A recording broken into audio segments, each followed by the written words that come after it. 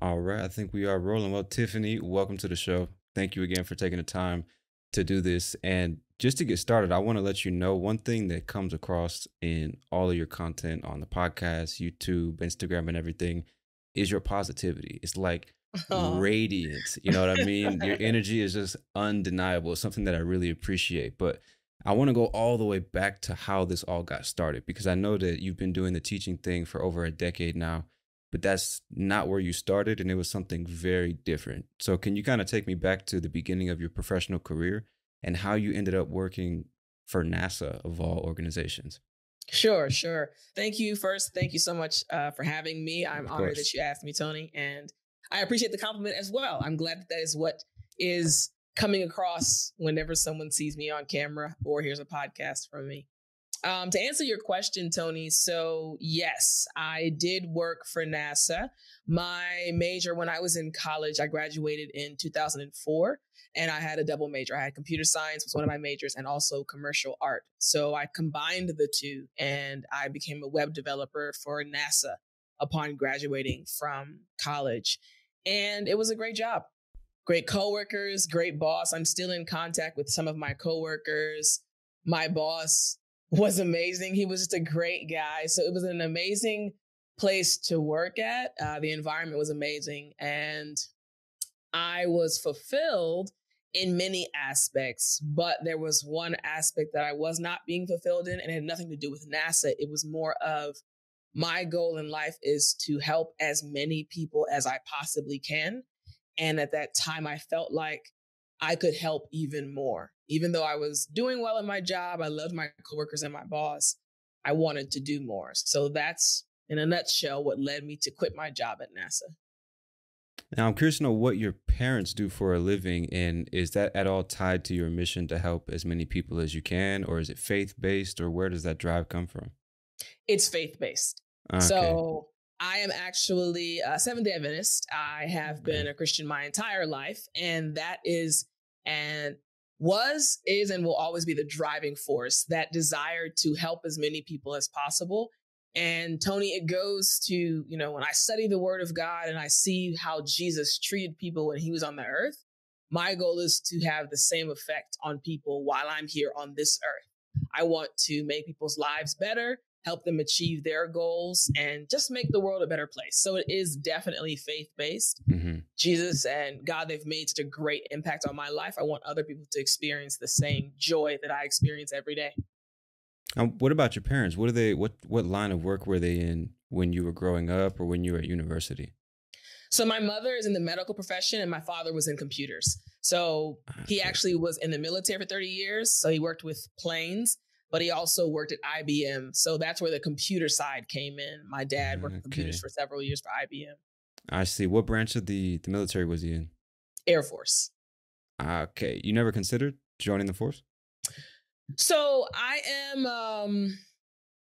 have always been extremely athletic. Like I was the most athletic at my university. It was the most athletic in my entire high school. So I've always been extremely athletic, in my high school class. But that just wasn't the path that I was supposed to go down. I thought about it, but yeah, I just decided not to go down that route. It's interesting. And going back to the NASA thing, this is something I really wanted to ask you about because when I think of NASA, I mean, typically you think of spaceships, rockets, and everybody walking around with the blue jumpers and stuff like that. But you were doing web development. So, I mean, was it just like working in a normal office environment? Was there anything special or unique about working for NASA specifically? Now, when you say special and unique, do you want to, I when mean, you see like different from what somebody might expect working at a traditional tech company or in a traditional office. so I would say with NASA, of course, we have the space aspect, which is again, what everyone likes, including myself. Hmm. Um, My department, yes, we were the tech. So if you just walked into the building, it would have looked like, oh, okay, this is the department that has computers in it. We had our web developers, we had our designers. I mean, we had illustrators that used to work at Disney. So it was a very interesting group of people together, very talented and very skilled at what they did. My actual building, if you walked in, you would just see individuals sitting down at their computers. The projects we were working on, though, were connected with what NASA is known for. So, for example, I was assigned to a certain sector of NASA. And as you know, for web development and web design, like a website displays information connected to a company or connected to a specific department of a company.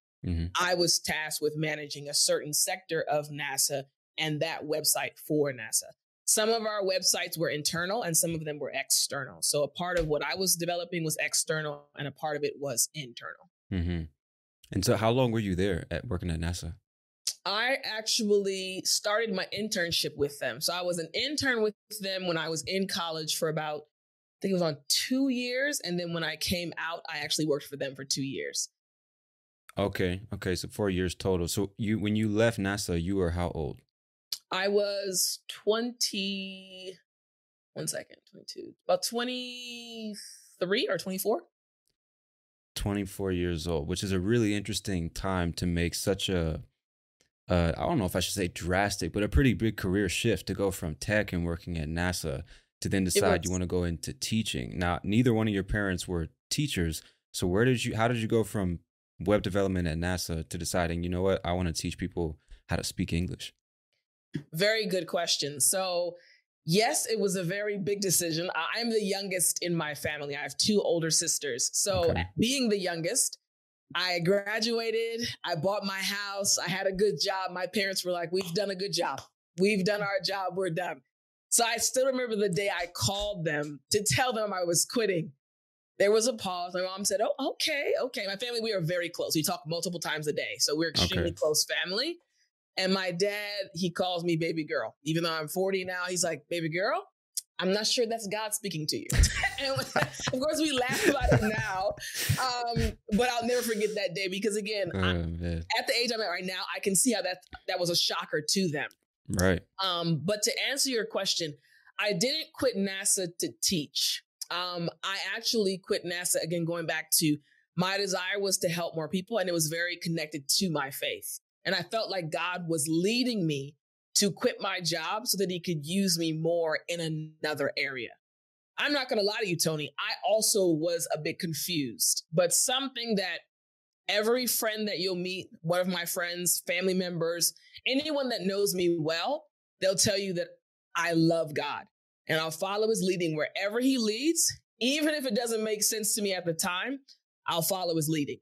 So it didn't make sense to me at the time, but I didn't question it. I said, okay, this is what you want me to do. And I did it. So I didn't leave to teach. I left because God was leading me somewhere else with the end goal being helping more people.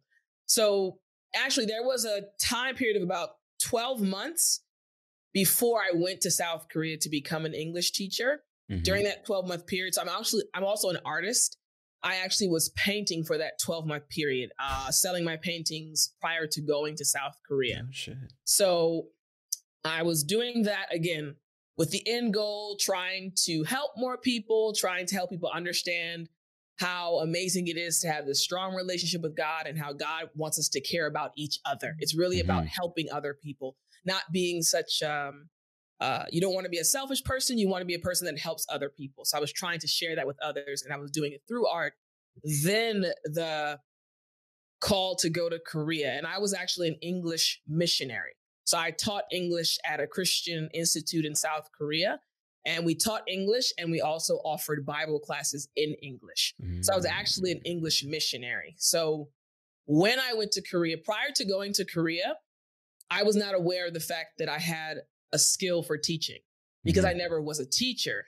However, when I got to Korea and started doing it, that's when I realized, oh, there's something here. And that's another thing I was so excited to talk to you about because I know nothing about South Korea. And I've heard many stories about Asia in general, and especially stories from the Black community going over to Asia and having some, let's call them, unique experiences. So I'm curious, what was the culture shock like for you, and what were your first impressions when you got there? Man, okay, so when I first got there, it was nice. It was very interesting. Again, it's the very opposite of America. So when I first got there, we landed and there was a large group of us, not from the same state, but we were part of the group that was going to be trained. So there are about 40 or 50 of us from different parts of America and also some from South Africa and some from England. So we were still together as foreigners. So it really wasn't an immediate culture shock because you were together with other English speakers during the training period. The food in the beginning took a little bit of time to get used to. Not everything, because Korean food is really good. There was a few things that were different from what I was used to, but it was fine. And now I love Korean food a lot. As time progressed, that's when the culture shocks started hitting. So, for example, the first one, again, my personality, I'm an extrovert, but I'm an ambivert, actually. I have both sides, but I am a leader. So, and I love helping people and I love organizing things. So when I got there, they asked after about a month or two, they're like, okay, we see that you have this talent for organizing things. Can you help us organize? Or they made me a manager after being there, a manager of other teachers that were there. And I was used to leading. But I was an African-American female, about 27 years old, in a culture that is based on age and men being the top of the, per se, totem pole, right? Mm-hmm. That is a culture shock for a woman coming from America that is not used to age nor gender being a big issue when it comes to getting a job done. So that was my first major culture shock. Because I was the manager of other foreign teachers, Americans and British individuals. But my bosses were older Korean men, 40s, 50s, 60s.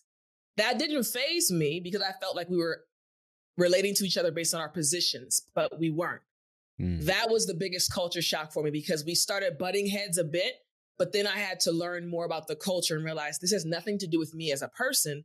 This is their culture. So the same challenges I was experiencing while I was being told that I couldn't do certain things because they didn't put it into words, but again, I was younger than them, was the same challenges they were experiencing, having this quote unquote young individual telling them things that need to be done. So living in another country that is opposite of yours as far as the culture aspect, it helps you grow so much because you have to understand other people and realize just because we don't think the same way does not mean I'm wrong nor they're wrong. We just have to understand how to exist together. So I learned a lot. It was a very big culture shock, but I learned a lot about Koreans and I learned to be more understanding and to realize this is your country.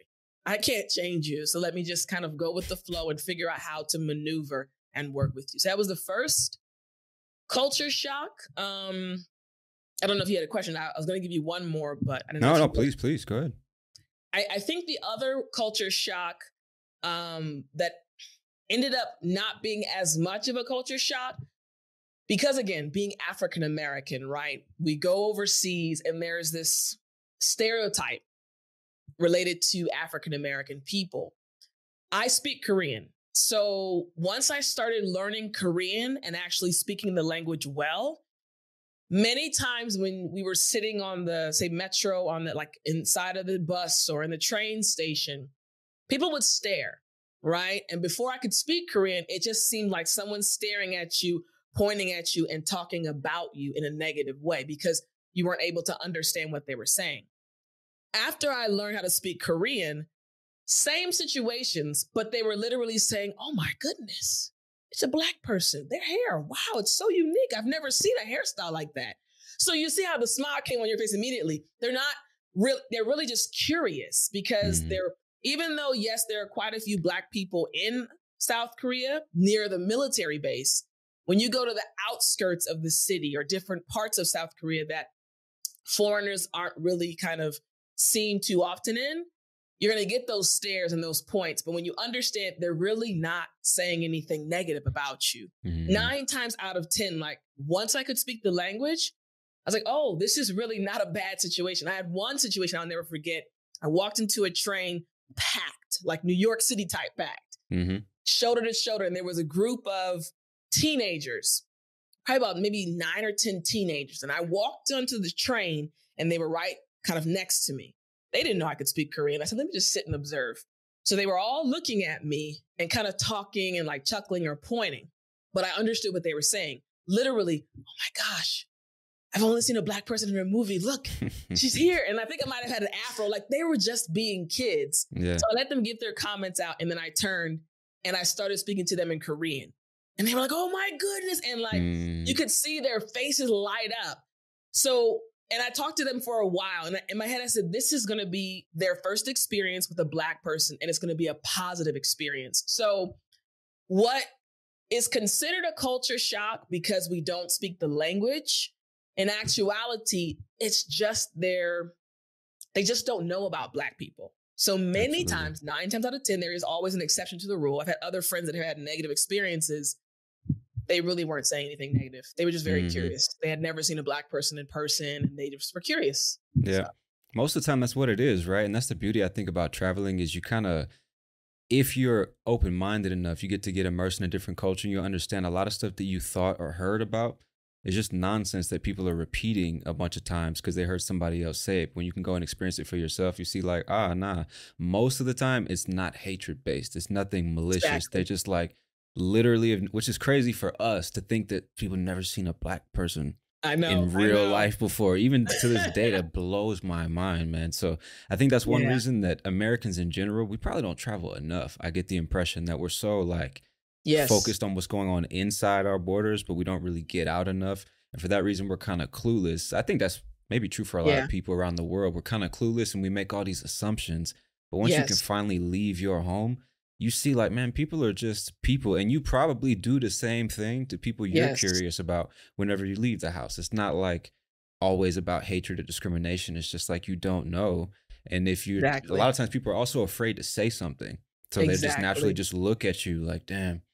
That's crazy. And if you're insecure and like you said, you don't speak the language, you're like, man, these people hate me. Like I shouldn't be here. And it's just all in your head, man. That's exactly true. It's very true. It's very true. Yeah, Koreans are great. It's interesting. I also noticed something about Koreans. So as Black people, we love food, we love being together, and we love music. Koreans love food, being together, and they love music. So it's so interesting to my Korean friends. I said, you guys don't realize you're more like us than you think. 100%. Like, they really can cook very well as we can. They enjoy music just as much and they enjoy just being together. Like they're really family oriented. So very interesting. It's very interesting. Exploring. Now you were doing the missionary thing at first when you first arrived in Korea, but did you do that for the entire 10 years or did you start working at a school or what was your time like there?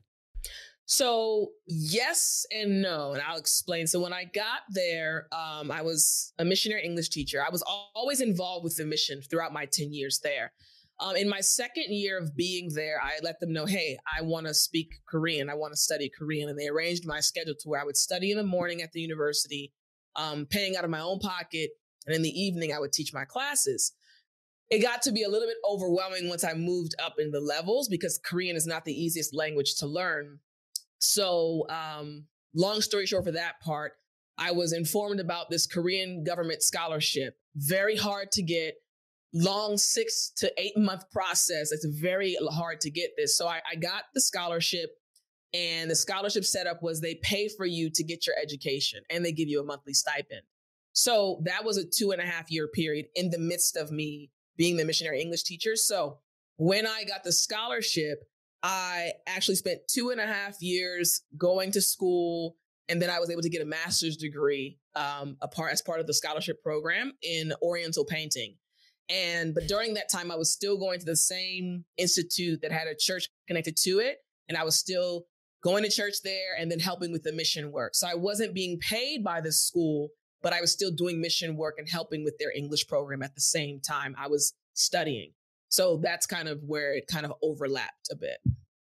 I think it's safe to say you are a very driven individual. I noticed that even before we started talking, I could just tell, like, even the way you structure all of your content, the consistency and everything about it, you seem to be, there's something clearly driving you forward. So I'm curious to know how you went from working and doing the missionary work, teaching at schools and stuff like that, to stepping out on your own and starting your own business, because it's a completely different ballgame when you're responsible for the marketing, the branding, the sales, customer relations, and just working for a school. So what motivated you to make the shift? So yes, I am a very driven person. I actually have always had an entrepreneurial mindset.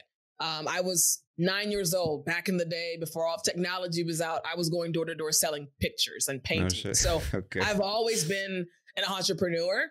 But what happened is during the last 6 months of my time in Korea, I graduated, had gotten my master's degree in Oriental painting. And I was trying to decide if I was going to come back to America and become an art professor because I realized teaching was one of my talents, or if I was going to continue with the YouTube channel. At that time, I had started the YouTube channel because about maybe a year and a half prior to that time, the institute, I went back to help them. After I got my master's degree, I went back to officially being a missionary English teacher full time.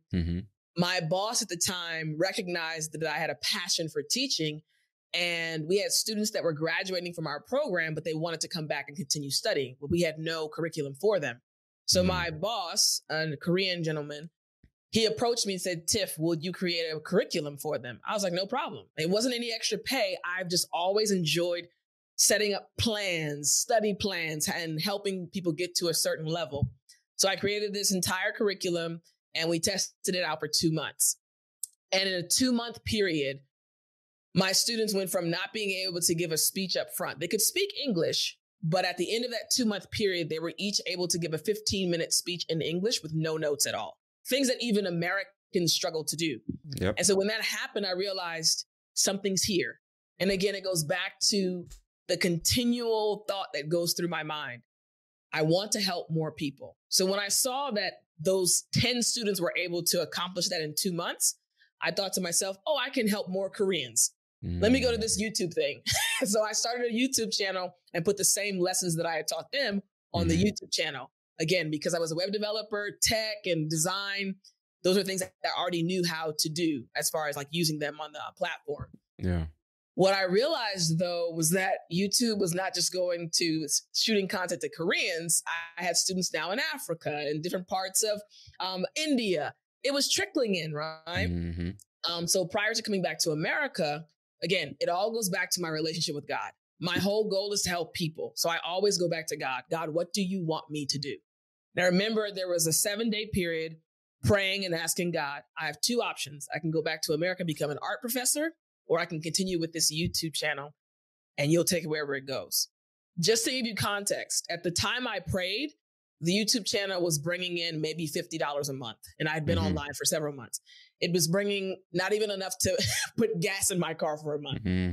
But I said, God, what do you want me to do?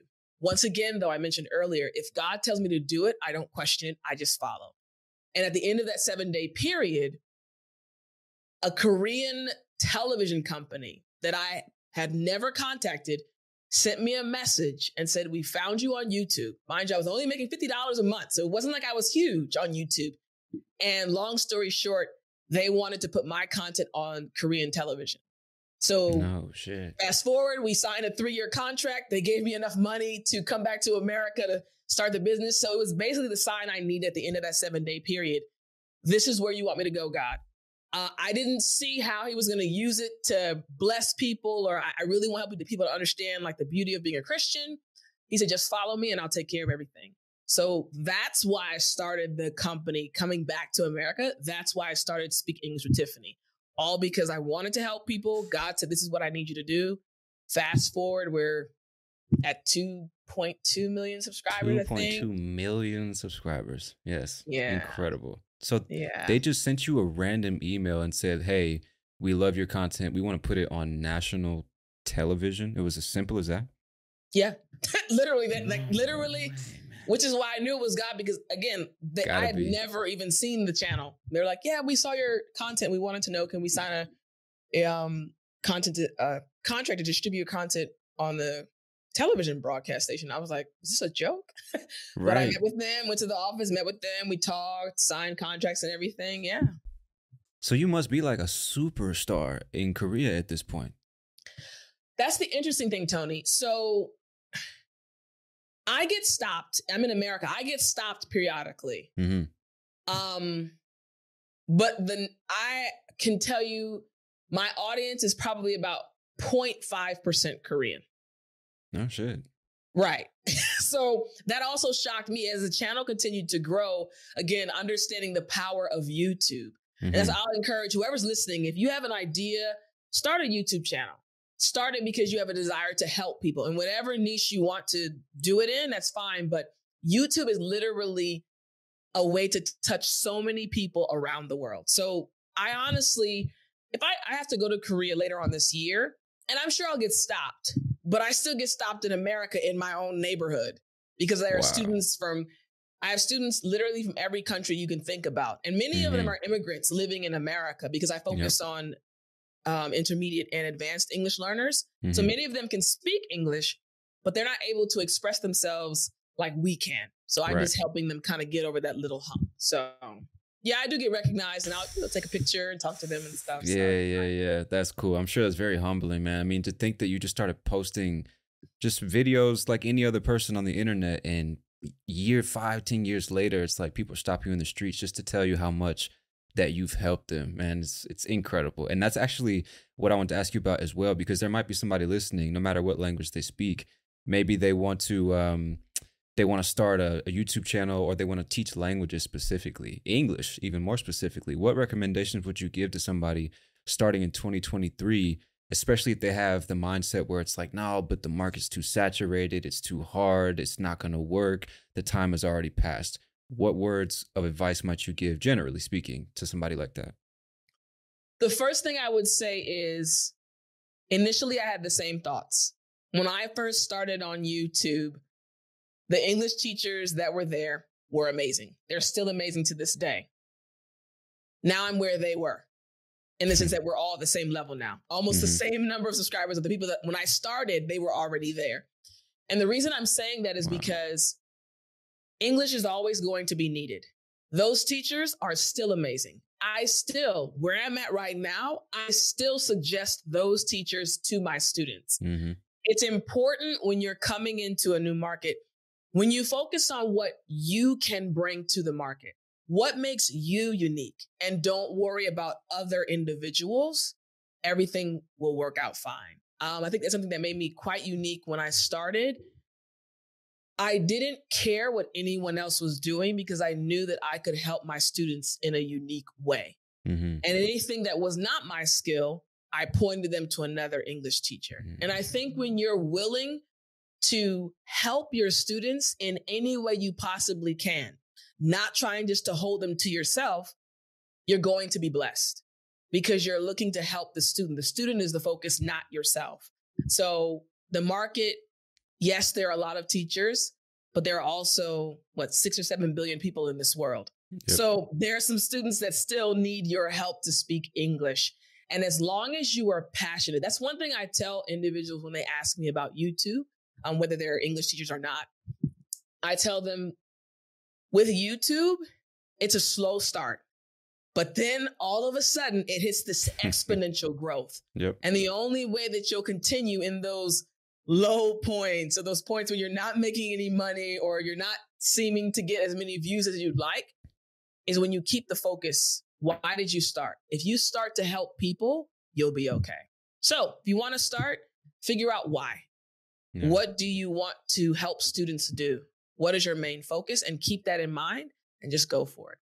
100%. And really having like realistic expectations about how long it's going to take. Honestly, not even really thinking about the time limit, because you never know if it's going to be 1 year or 5 years or 10 years to get to where you imagine you want to be.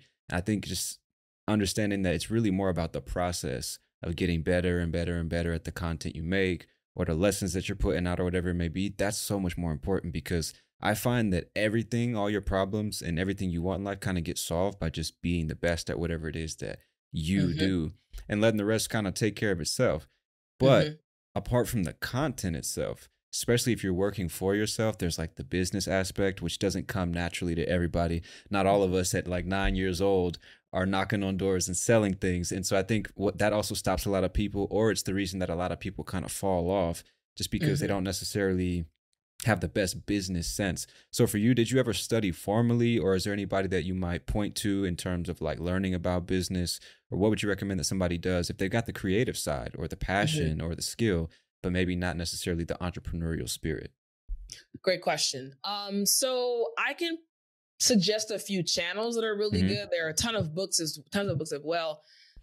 First, Ali Abdal. I started watching his YouTube channel maybe about 2 or 3 years ago when he was quite young. He was studying to be a medical doctor, but now fast forward, this young man is doing amazing things. But his content is so good because he is naturally a teacher. So he gives you the information you need in a very clear and concise way, and you can take it and apply it and see results. So Ali Abdal is one YouTube channel I would suggest your listeners checking out if they are looking for business tips and business advice. It depends on the type of business advice they're looking for. But another book that I read well over 20 years ago, Rich Dad, Poor Dad, is also another important book because it talks about changing your viewpoint of money and wealth.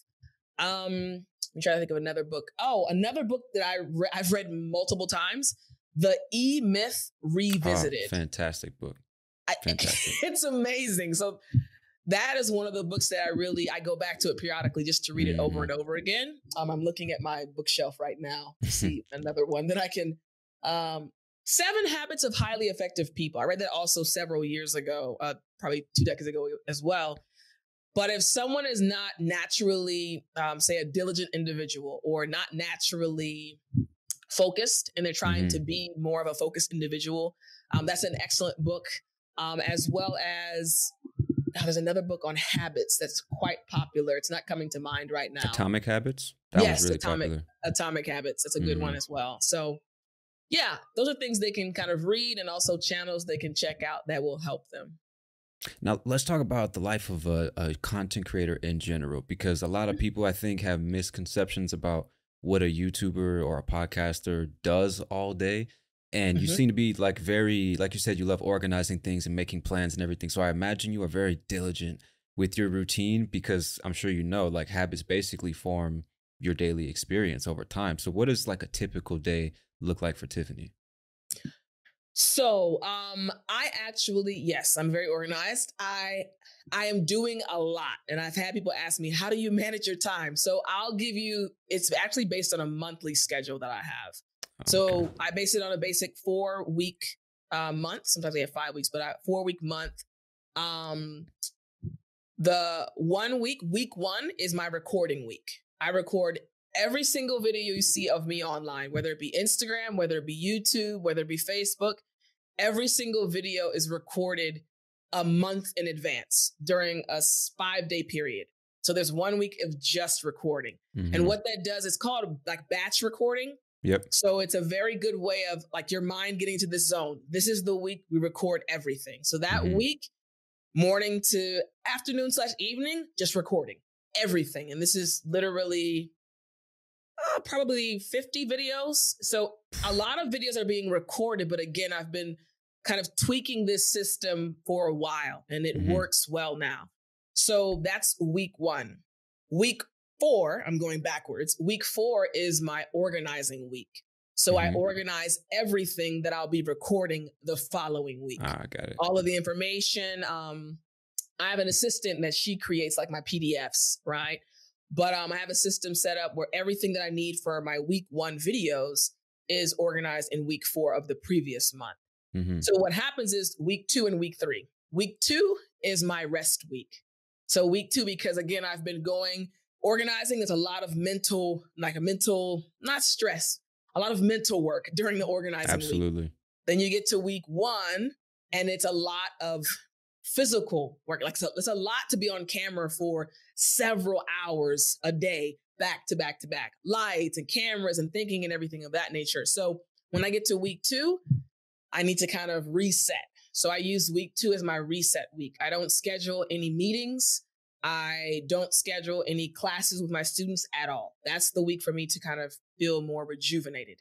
And then week 3 is the week I work on my business. For example, meetings like this meeting or interviews, or something that I wanted to figure out that I didn't like that happened last month with the video. I want to tweak some things. Week 3 is the week that I work on my business. And then the cycle just continues. So each week, each day of each week has a certain setup. So day 3 of week 4 looks different from day 3 of week 1. But it's a system that took me a while to set up, but now it runs like a well-oiled engine. And so let's just say more or less, how long do you think it took you to get to this point where you really feel like, okay, I know exactly what I'm doing and I've got the machine running the way I want it? So prior to this system, I had another system. That Okay. system, uh, again, just helping you understand, literally, Tony, has been how my mind has worked my entire life. I remember being in fifth grade. I was making plans Wow, in man. fifth grade. We'd have a Wow. test. I'd literally outline the entire chapter, highlighting bullet points in fifth grade. Got to college. I was the one everyone called to get the study guide for the tests. I was just handing Okay. them out. And I'm saying this because when you recognize what makes you unique, that becomes your quote unquote superpower.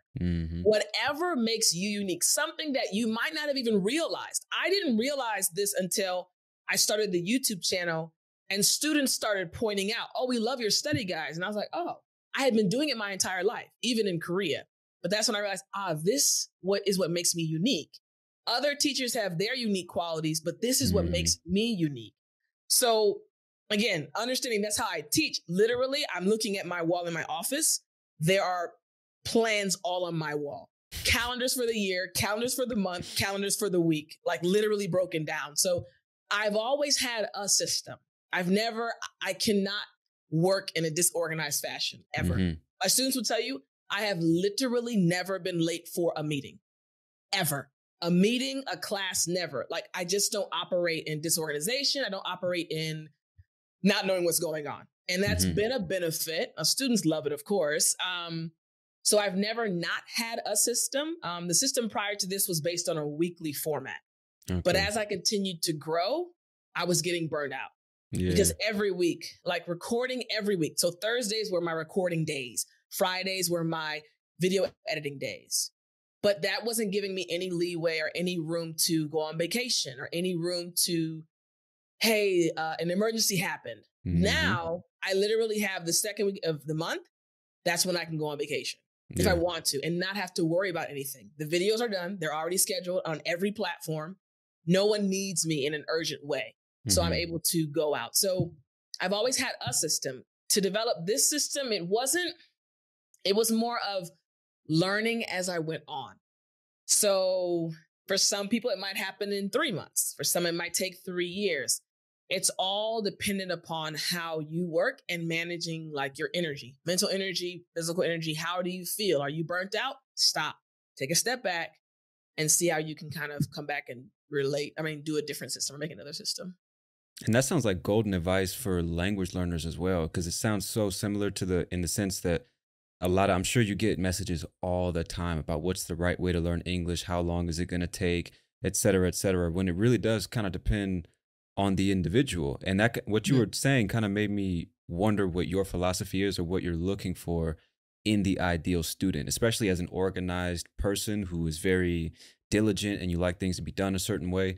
I'm sure not all students have this same mentality. So in terms of like the student that is for you, what type of qualities are you typically looking for? For me, first, a willing heart. You have to be willing to work hard and want, like, willing heart and desire to actually achieve a certain goal. If you're willing to work hard, I can work with you. It doesn't matter if it takes you 6 months, I can work with you. Second, a student that understands it's going to require a process. Like, there's a process to achieve a certain goal. And I don't want to say these things are required at the front end. And let me explain, because I want to say optimism, because I've had students where after studying with me, their entire mindset has changed. Yeah. So the only thing that would stop me, quote unquote, from accepting a student into my program or from working with a student, let me think about this honestly. The only thing that would stop me is if a student is not willing to work. That's the only thing. If a student wants it given to them and they don't want to work for it, I say, hey, I'm not the teacher for you.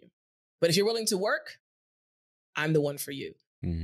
I've had students that have come to me. One student in particular, I mentioned her actually in my last YouTube video. So if she hears this, hey, Michio, she's from Japan. When Michio first started with me, she was not feeling good about herself. Her English speaking ability, she understood very well, but she had in her opinion, too thick of an accent to speak English well. And she was feeling bad about herself. But I told her, listen, it's okay. Just continue trying. It's okay. Fast forward, she's one of the student leaders in my academy. Like she leads other students and she's encouraging them. So that's why I say there's no real reason for me to reject a student. The only type of student that I'm more apprehensive to take on is a student that is one that does not want to work hard at all. If you're not willing to work, I can't help you. And can you talk a little bit about that? You mentioned your academy, and I also saw that you have your own like English learning app and everything. Like you said, you're doing a lot for one person. You know what I mean? So can you tell me a little bit about how that works exactly, and what made you go from just making the videos to opening up an academy and like creating your own application?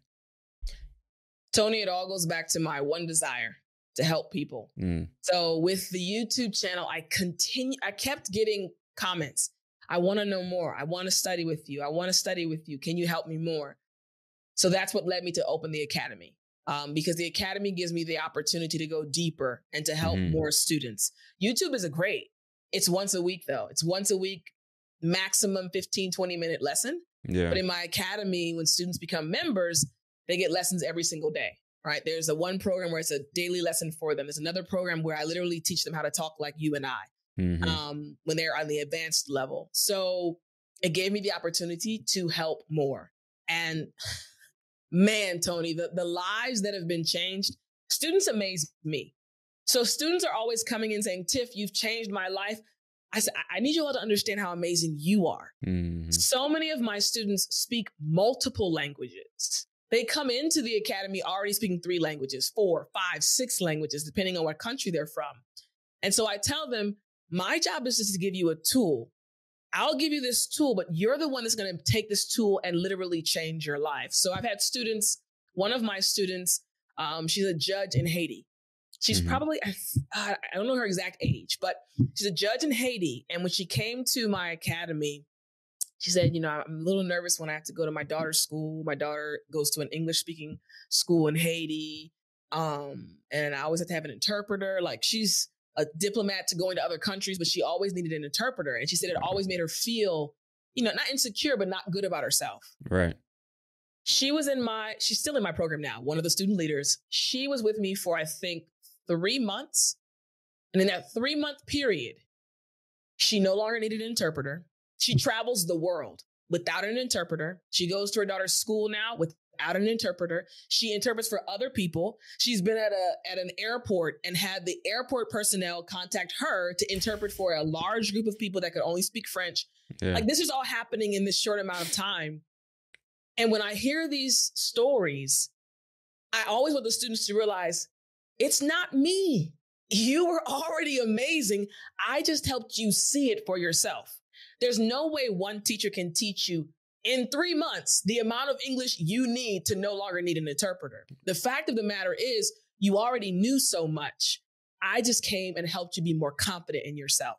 I just came and basically unlocked your potential. And I'm on the sidelines whenever you need me. And again, I'm teaching them still, but I'm helping them realize how amazing they are. And again, that goes back to my desire to help people. People are amazing. And I've realized so much that English literally holds people back many times. They go from being insecure, but once they can speak English, I mean, she's one of the most confident students in my academy now, literally leading other students and encouraging them. And when she first came, she was kind of quiet, but that's not who she is. That wasn't who she was, but because of English, she was kind of closed in. Now the floodgates have opened and it's just beautiful to watch. So that's why I'm still passionate now. You mentioned at the beginning, like, Tiffani, we can see through the video, like you're just optimistic.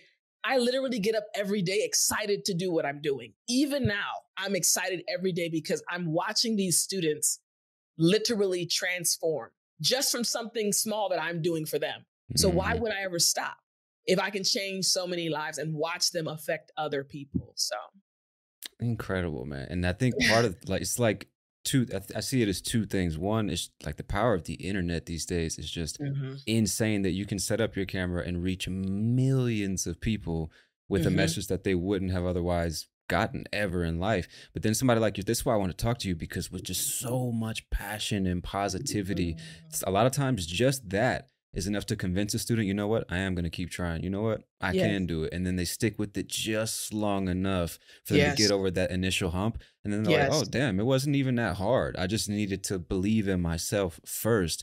And like, even Yes. when I watch your videos, I'm like, I just feel better. You know what I mean? Like, you start smiling and just all that positivity comes through. You're like, damn, I'm gonna have a good day now. So I know that's something that students really, really, really appreciate, because I remember when I was in school, you know Mhm. how it is in the States, in many places you go, like students are underpaid, or not students, teachers are underpaid. They come into the Yeah. classroom and they're just like waiting for lunch, and then they're waiting for the 3 o'clock bell, and then Yep. they go home. And a lot of students fall out of love with learning for that reason. So Yep. people like yourself, I'm sure, help them fall back into love with learning. So it's really, I really hope cool what so. you're doing. And one thing that I'm curious about as well is kind of like away from teaching, what Mhm. is Tiffany into when she's not teaching? Like that second week of the month when you're trying to Mhm. decompress, recharge the batteries. What other Mhm. stuff, what are you interested in, or what do you like to do? Great question, Tony. So in that week, the decompressing week, I enjoy exercising. So I Okay. like to exercise. I love sports. I love being with family and friends. My other passion, though, is Bible study. So Really? I believe that so many people are looking for something, right? Everyone is searching for something. And again, just from my personal experience of studying God's word on my own, and the passion people see, the joy they see on my face, I'm like any other person, good days and bad days. Yet and still, I'm able to have a smile on my face every day because of the joy that comes from my relationship with God. And I've realized there are so many people in the world that don't have that joy. So again, it goes back to my desire to help as many people as possible. Mm, So during that week, my quote unquote break week, I'm spending time diving into God's word, trying to figure out, hey, how can I make this interesting to someone in 2023, the current year? How can I make this applicable to our life right now, to what's happening in America or in different parts of the world, so that we can understand it and so that people can actually experience this joy that literally fills my soul. And I want someone else to have the same joy. So I actually have another YouTube channel that during my off time I've kind of started and trying to get it up and running. It's I don't know if I can say it or not. I'll say please, it if I please, can. of course, of course. Yeah, it's Tugil, Twogil, and it literally stands for the Word of God is life.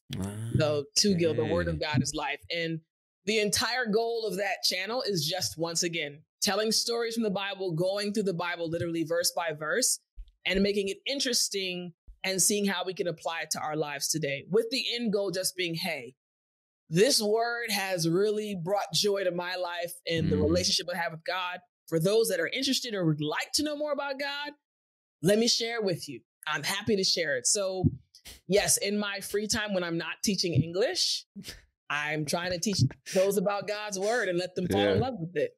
Amazing, man. It's amazing. Like you can't even when you're supposed to be resting, you're like, you know what, how can I make more use of this time to help more people? And you really do just seem to have like teaching in your blood. You have whatever's on your mind or on your heart, you just want to share it with other people, man. It's really interesting what you said too about the fact that everybody's searching for something.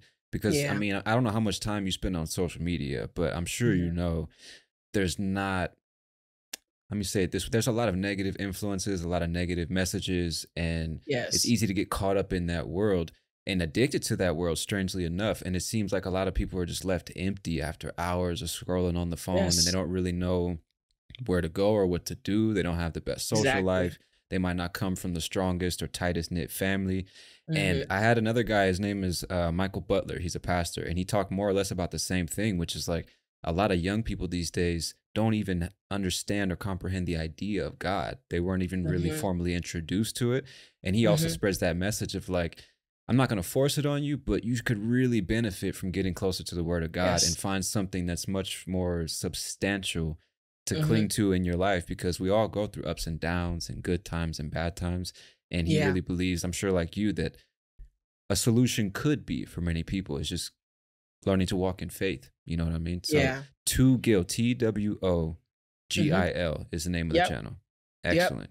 Too Excellent. All good. right, Tiffany. Well, Yeah. I know that you got to get out of here. I want to thank you so much for this interview. It was really, It's really my good. I'm really pleasure. glad I got to talk to you as well. And I'm sure people who hear this are going to love to learn more about you. So I keep hope doing your thing, so. man, because it's awesome. Thank you It's again. awesome. I really appreciate it. I enjoyed the conversation too, Tony. 100%. All right, we're going to get out of here, y'all.